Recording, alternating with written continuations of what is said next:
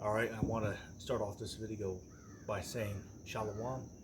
First and foremost, I want to give all praises and glories unto Yahweh, Bahashim Yahweh Shai, Yahweh, who the world ignorantly calls God, and Yahweh Shai, who the world ignorantly calls Jesus Christ.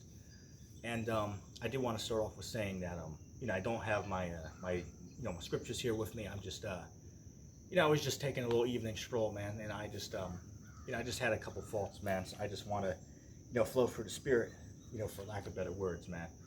Okay, there's a lot of things I was thinking about, man. Regarding I mean, for one, the time that we're in right now, man. The time, if you just look at everything that's going on in the world right now, man, you can clearly see it. something's up, man. Only a damn fool could tell me that we're not living in those days, man.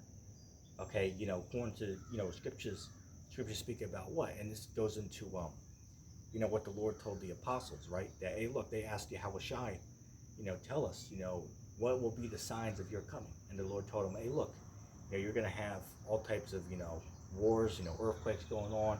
I mean, hell, man, I woke up this morning. I was now I went on the YouTube app, which is usually what I do in the morning, but I was looking, and of course, the first thing I see when I go to the news feed is there was a massive earthquake that just took place in the United States this morning, man.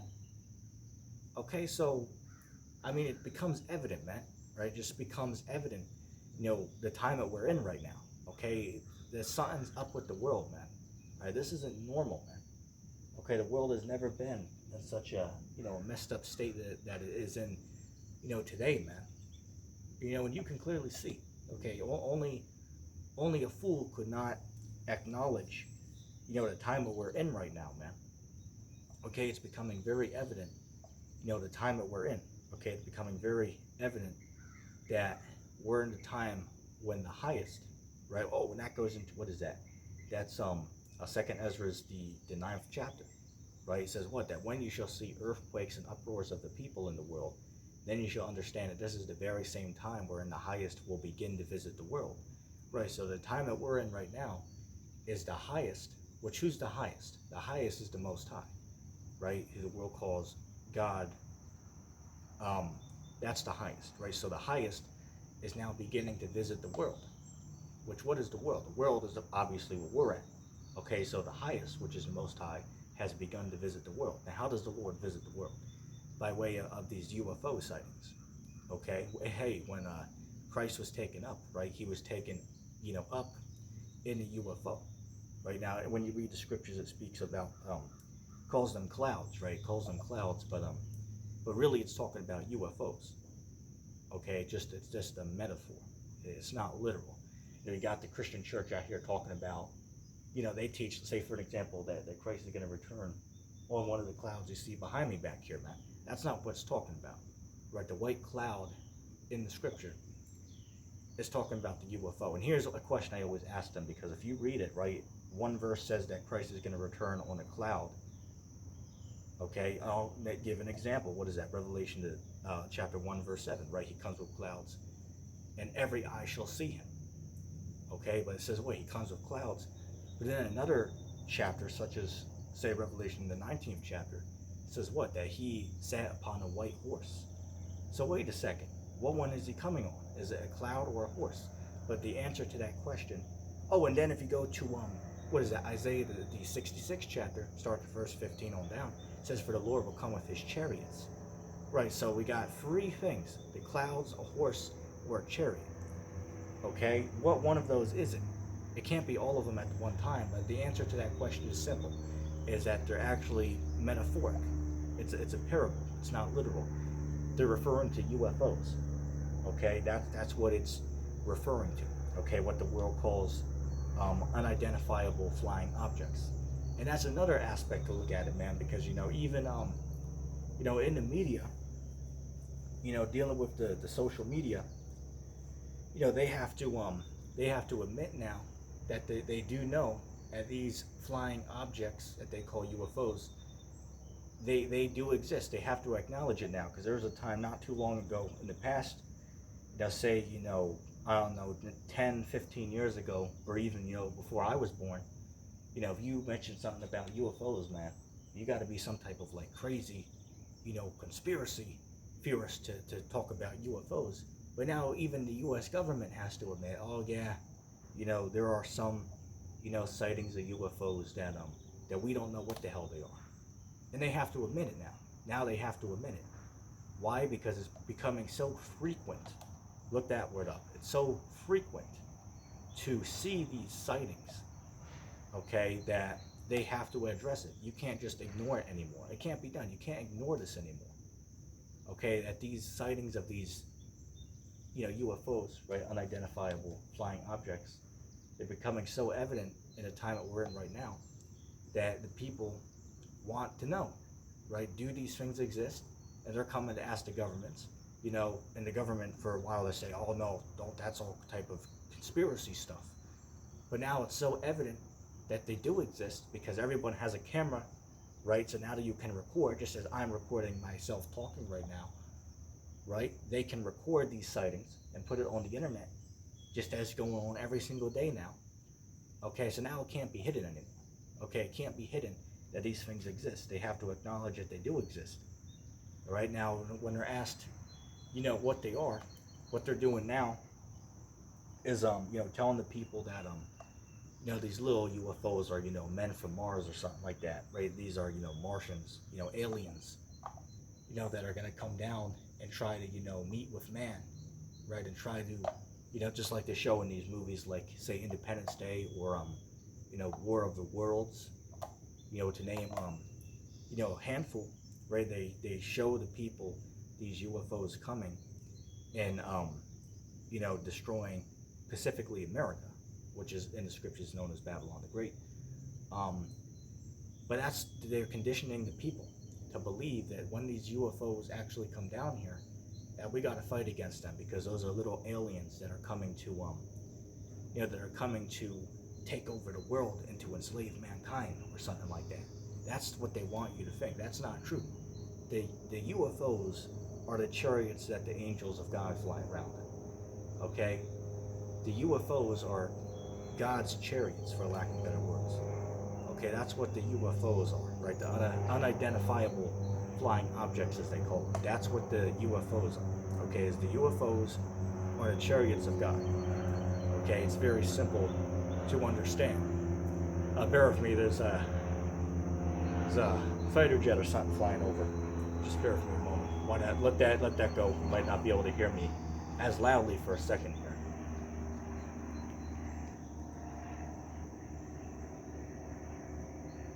Alright, should be safe now. Which I hope the audio is picking up all right. But anyway, man, I was reading the Gospels the other day, right? Because I'm reading the entire book, front to back again. Which a lot of you guys out there don't do that, man. Right? A lot of you guys in the churches, it's like, oh, you'll sit there and say we're wrong with our teaching, but it's like, okay, have you ever read the whole Bible before? It's like, no.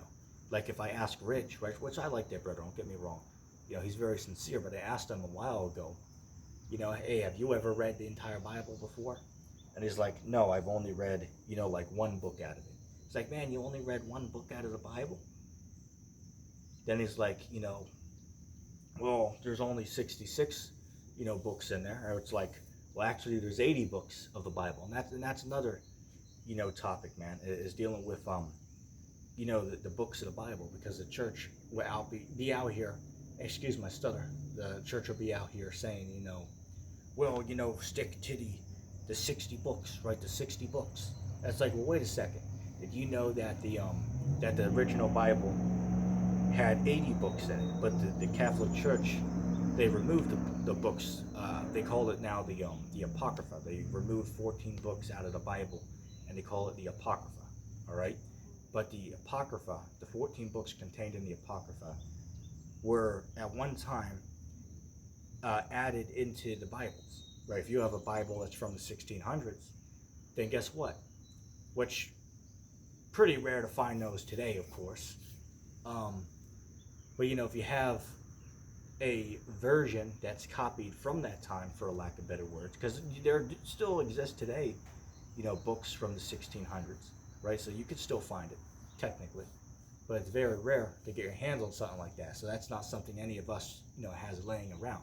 But if you find one of those versions from the 1600s, which is still make them, with the Apocrypha in it, right? Because the Apocrypha was originally in the Bible, right? But a group named the Bible Destruction Group, right? The Biblical Destruction Group, look them up.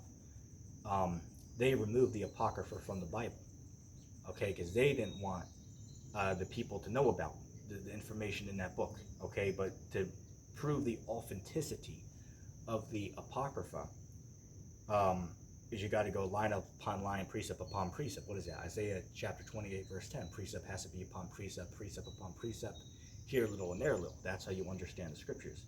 Okay, so I can show that even Jesus Christ himself, which is real name Yahushua, but even Christ himself quoted directly out of the Apocrypha. And how can you prove that? You go to Matthew chapter 23, verse 37. Okay, read that. Okay, then you go to the Apocrypha and you read 2nd Ezra chapter 1 and verse 30. Okay, tell me if that's not the same thing. It literally is the same abbreviation, for lack of better words. It's literally the same line of sentence, right?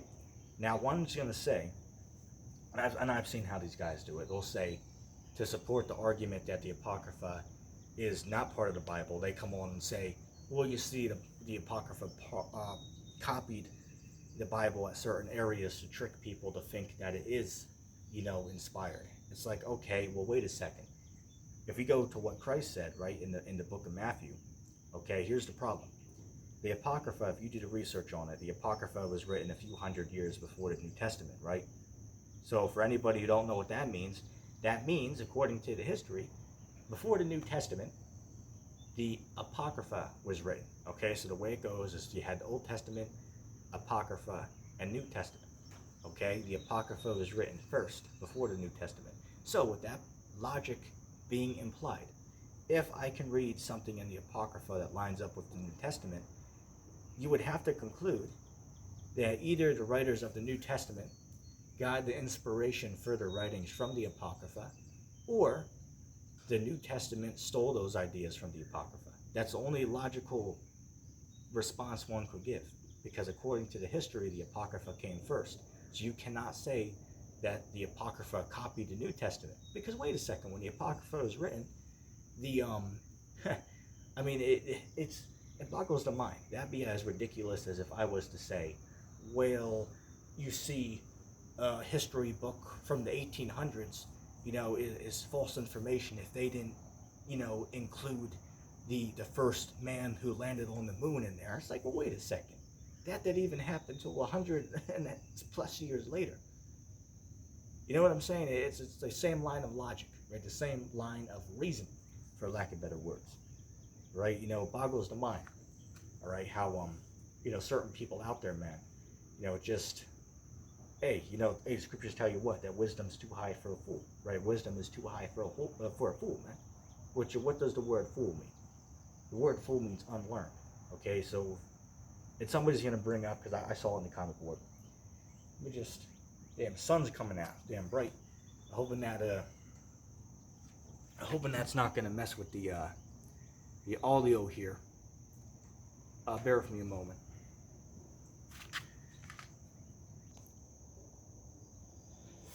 All right, my apology. I had to move the phone. So excuse me. Anyway, going back to what I was saying, what the hell did I even leave off on, man? I believe we were talking about the I was going to mention something about the whole hell doctrine, man. Is they're out there telling you that there's a place where you go after death called hell, man. All right, and it's like, okay, well, where does it say that in the Bible? Like, I'm trying to just for a little sneak peek, for lack of better words, I'm trying to bring on this one cat out there. He calls himself the faithful servants of Christ, right? So I'm gonna bring him on the show, right, the stream, to discuss with me, why certain doctrines he teaches, right? That guy teaches that that God, Jesus, and the Holy Spirit are the same entity, right? The Trinity. He teaches that Babylon the Great is the Vatican City. He teaches that that there's a place called hell, right?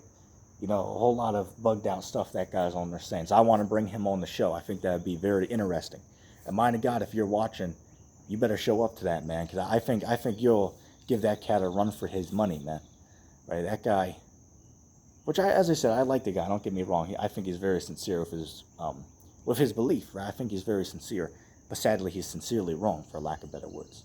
Okay, hey, you can be just like the horse said, right? Hey, look, you can be sincere. You can be very sincere, but you can be sincerely wrong, right? You can be very sincere with your reasoning and your logic, but you can be sincerely wrong at the same time. And I'll give an example.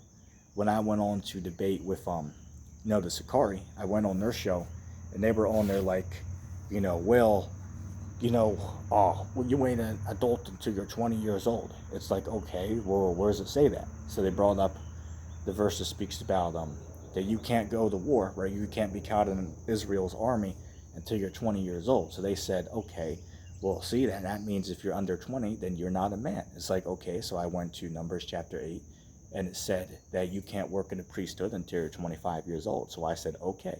So by logical deduction, this now means that you are not a man until you're 25 years old. And by logical deduction, you cannot argue with such a statement. You cannot argue with such a statement by logic and reasoning, unless you pretend that you're right. And it's funny, because when I asked him that, you had the one individual on there, they call him Hassad. I call him Fassad, right? It's all a facade, inside joke. But yeah, we'll call that brother Fassad, right? So Fassad, he responded and said that, that one deals with, that's just a legal issue, right? The Lord set that up as an office, right? So working in the priesthood is an office, which I agree it is. But going to war is not an office, though. You know what I'm saying? It refutes the statement. Okay, it refutes the statement. Very easy to understand. Okay, another thing as well, man. It's it's ironic, because I was watching which is my 7th time watching it now, but I was watching a debate that Sakari did with a man named Pastor William Bell. All right, Pastor William Bell. And, he was on there saying that, hey, well, we're living in Christ's kingdom today, right? Everything, for lack of better words, the apocalypse, right? The end of the world, because that's what the word apocalypse means. That already happened. That was fulfilled in 70 AD, right? So all the things that Christ told the apostles to look out for regarding the last days and his return, that already happened. We're living in Jesus Christ's kingdom today in 2021, right? God is ruling here on earth today, is what he was teaching, which that's asinine right there. Look that word up. That's hypocritical. That's illogical. Look that word up. That's ridiculous, for lack of better words. It's insanity. Okay, that's what that was such a teaching, for lack of better words, is. Okay, that's nonsense. Okay. Damn, I might have to do a part 2 to this video, man, because I have to cut it all up into short, may I say, videos, because it will give me a problem when I go to upload it. It could be too much storage space. But that's part of the trial, right? That's every little thing, this devil can do to you, man. They're gonna do, right? Every little thing to get under your nail, so to speak, or under your skin, for lack of better words. But that's just how it is, man. That's just the way you got to, look at things. Like I was on there with, just this morning I did a show with, what's that cat, right? King Lion, which is my old friend, Loving Christian. He changed his name. But yeah, we go back a long way, man. We go back probably, I want to say a good 5 years now. We've known each other for a good 5 years, I would say. He's pretty much saying that he don't really subscribe to the Bible anymore, man. As he said, man, hey, look, hey, I'll respect your brother's viewpoint, man. But hey, and that shows you, man, that you can be on fire for this truth for the Most High 1 minute, but then the next minute your ass is out of there, man. Just like with, a couple examples, you have my old friend, I may say, my old main man, Rock Upon Him, and my very old friend, which a lot of you don't know who this is, but the Vigilant Soldier. Okay, both of those guys fell out of the truth. They're not on there anymore, right? They pretty much went on with their life and put this thing behind them. And that goes in, what is that? Luke, what is that? Luke 9:62, I believe. It says what? That hey, look, any man who, put his hand to the plow, looks back, you're not fit for the kingdom.